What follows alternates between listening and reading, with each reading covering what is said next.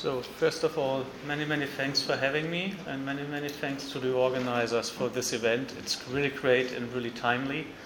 And sorry for my Korean speaking skills. I'm promising to improve for the next time. So what I would like to do today is giving you a flavor where impact accounting or ESG and sustainability data integration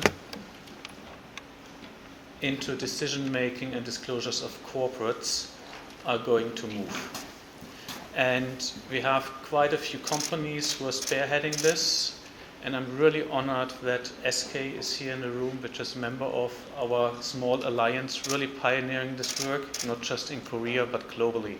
So many thanks for this support. So why are we looking into accounting and into this whole aspect of sustainability integration into decision-making and disclosures? I think we are all aware of the challenges what we face, which is climate change, which is biodiversity loss, which is social divide. And we all recognize that the report of the Club of Rome from the 1970s talking about the limits of growth now becomes reality. But that also means that we need to think about what success means for corporates and what growth means in the economic system. And we are quite convinced that we need to rethink how we're defining growth from shareholder maximization to something like stakeholder and value optimization. So we need to turn into an impact economy, or as others call it, into something like a stakeholder capitalism system. Otherwise, we will fail to save this planet and society for future generations. And we as business, and I'm also working for a company called Baspe, we have a responsibility to give something back. We have a responsibility to provide solutions, not just with products and services, but we need to think about system change, and we need to think about also how this can be embedded into accounting systems as the core driver, how we are managing businesses. The Value Balancing Alliance is a non-for-profit organization. We are bringing together close to 30 companies, international companies from California to Tokyo, across different industries. And we have come together to develop a methodology which is pragmatic, which is feasible, and which can be integrated. And we will see some insights and some applications from Esg in a minute, how this can be done. And for me, the beauty around this one is we are working together directly with top executives and the practitioners. So we are not developing something out of space, which is somewhere in academia located or at the policymaker. We are really implementing, we are calculating, we are looking into the numbers, and we are applying it in day-to-day business decision-making. You also see that we are honored to work together with several partners. This is including the Big Four. I know that some of them are in the room today and on the panel later. So this support is crucial and essential to develop these methodologies. First, from the competencies, capacities, and the IP, but also we need to ensure that we are coming up with data which are credible. So we need to avoid greenwashing as much as we can, and therefore the assurance and auditing competence of the Big Four are crucial to develop these methodologies. Last but not least, we are working closely together with an organization called International Foundation for Value and Impacts. Some of you have heard of the Harvard Business School Impact-Weighted Accounts. So this is the follow-up organization.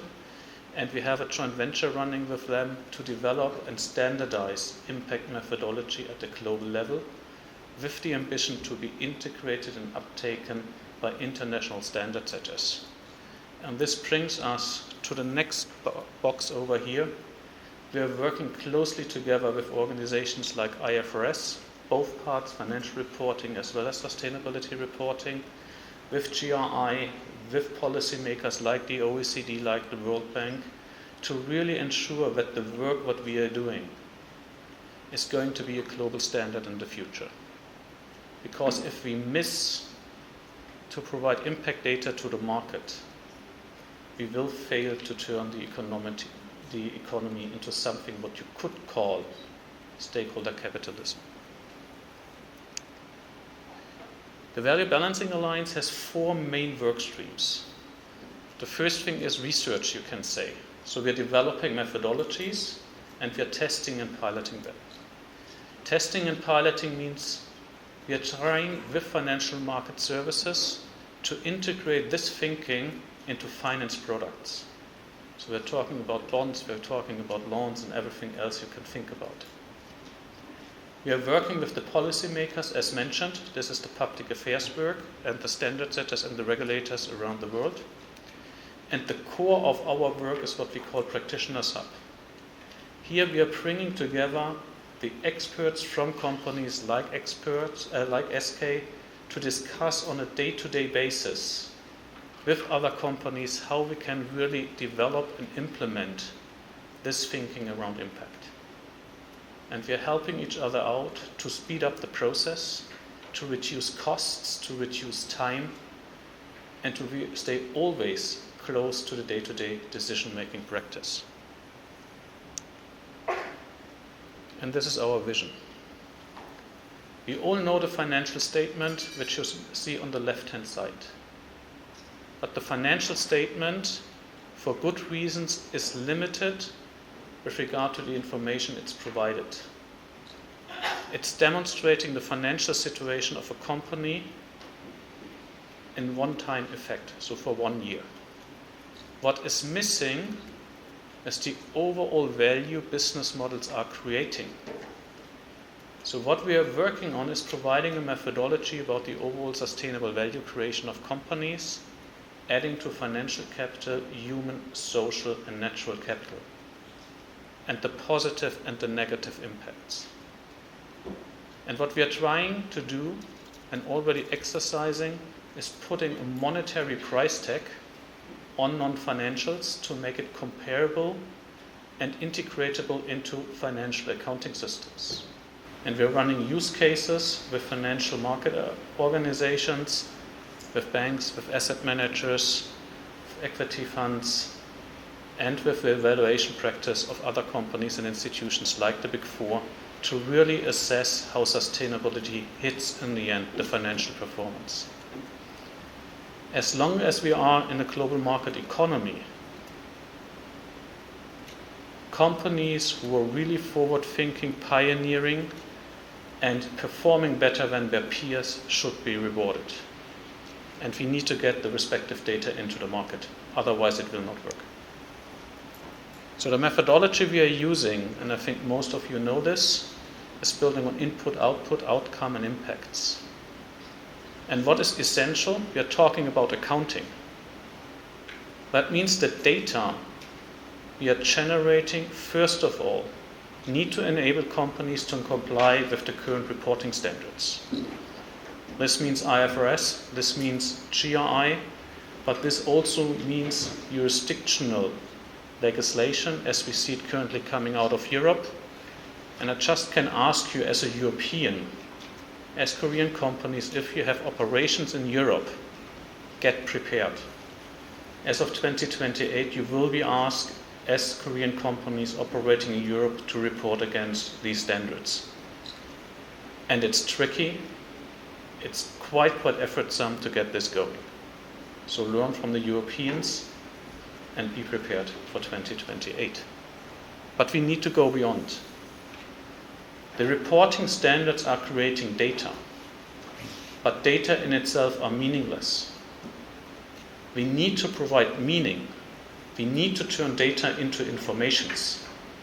And as corporates, information for business decision making, for business steering, for planning, and for strategic controlling. And this is what we are doing with valuations. And valuations, in the sense, what we call the double materiality, as shown a little bit before, what is the value what we create as business for society and nature, positively and negatively, and how is this related back, this is the value to business part, to the enterprise value and financial performance. Why are we doing this?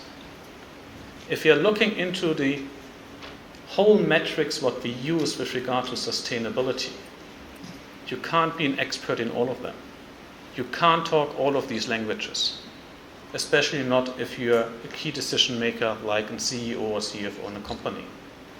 So what we are doing, we are turning these different ESG and sustainability metrics into a monetary language by putting a price tag on it.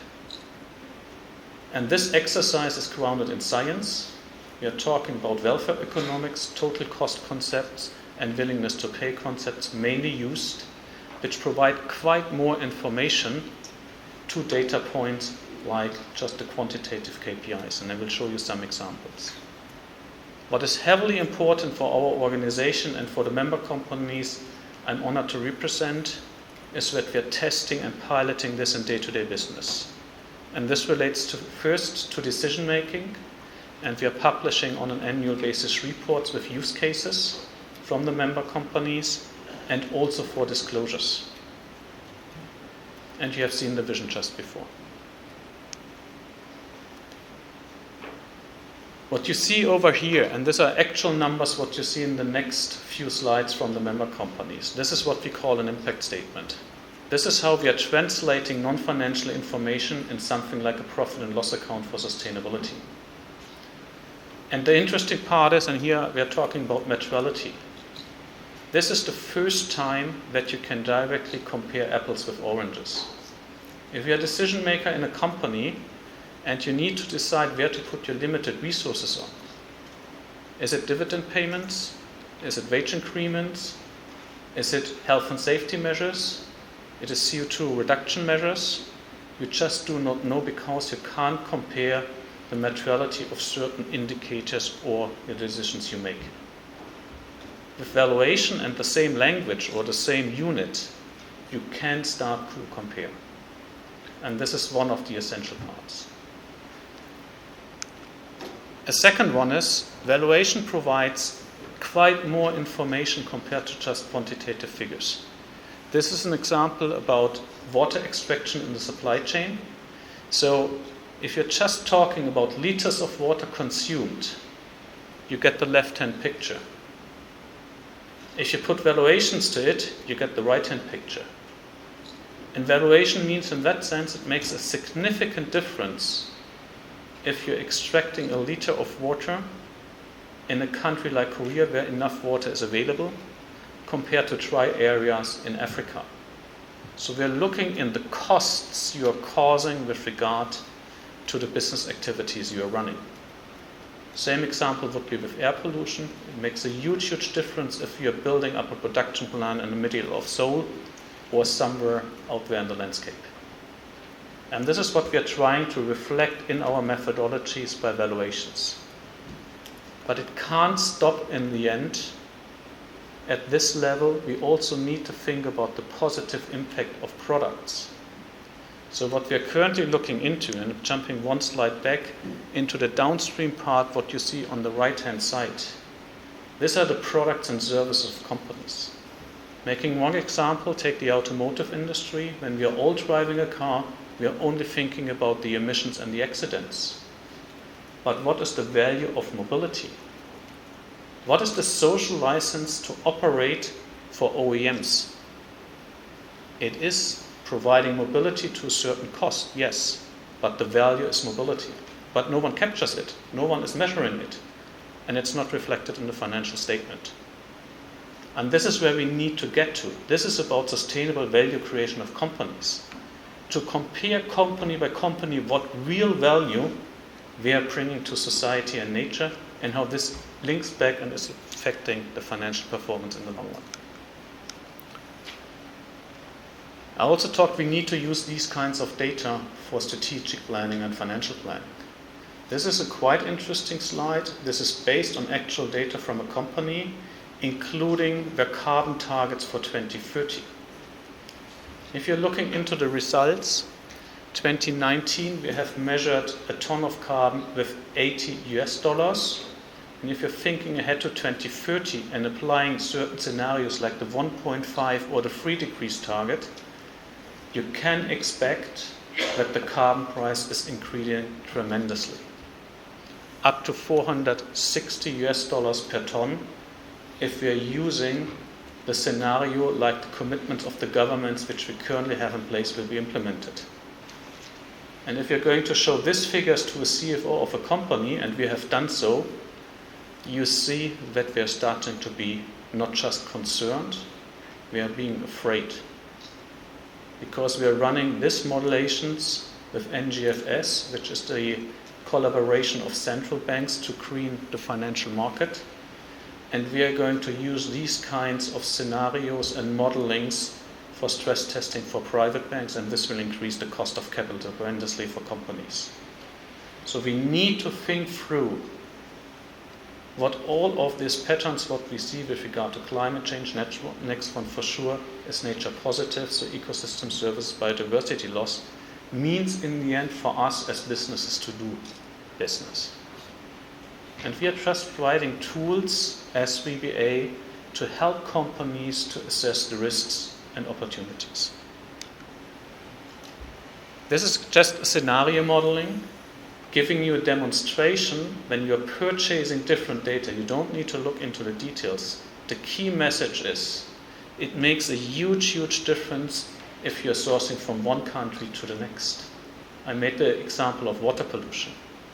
But what we need to think through, everybody is asking to reduce CO2 reductions with regard to climate change. Take another example. If you would replace oil and gas with renewables in scenarios like this, what will happen? Yes, CO2 will be reduced, but the land use and biodiversity footprint, health and safety accidents, would go up tremendously. So if we want to create really sustainable value, we need to take all kinds of different indicators into account. And we need to balance our decisions.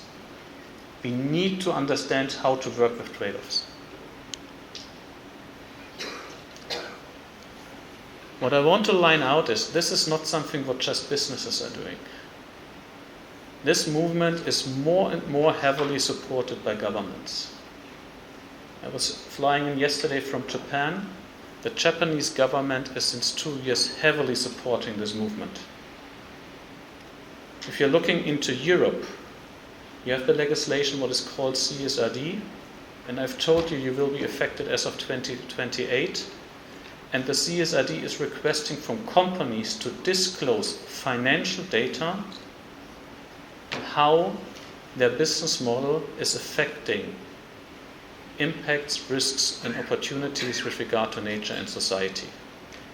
Hardcore financial figures. Value to society, value to business. There's even a more interesting movement now ongoing. I assume also a few accountants are here in the room. The German government, the French government, and the UK government are currently developing policies to integrate sustainability data into the financial statements. We are talking about buzzwords like CO2 adjusted EBITDA, integrating CO2 into the balance sheet under the provisions, or even replacing the financial statement in the future with something like sustainability statement. If you're starting this discussion with the accountants from IFRS and other organizations, we are going crazy for good reasons. So we as business, we should raise our voice, we should shape the system, and we should and need to think globally as we're working in the global market economy. And I think it is key and it is essential that we have transparency around sustainability performance. Because the key question is for many, we have invested in sustainability for over 2 decades, but where is the return on invest? When do we see this on our share price? When do we see this in the cost of capital?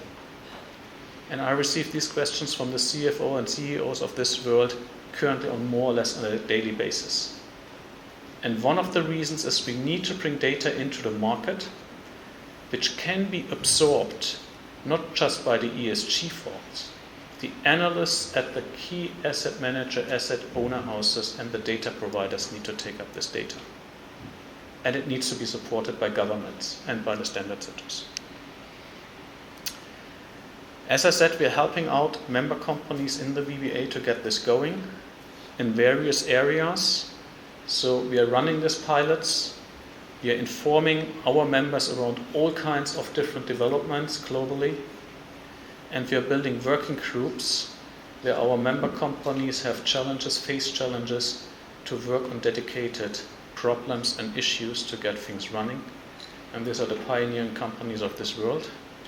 And I'm more than happy really that Esg is part of this, driving and shaping the system and bringing in the Korean perspective and voice. The work what we are doing is essential. We know that it's 2 to 3 years ahead of the game. But what you can expect, it's the natural next step. Thinking about sustainability performance, similar like financial performance, turn it into the same language. So we're talking about monetization. We're talking about the same structures like financial statements and extending that by impact statements. And we're talking about integrating these kinds of figures in company valuations like discounted cash flow models, like enterprise valuations, and so on and so on. This is what's happening, and it's an invitation to all of you to join this process and to really co-shape the system if you're really thinking and believing into sustainable value creation. Many, many thanks for listening, and I'm looking forward to the next presentations, Q&A sessions, and the panel. Thanks a lot.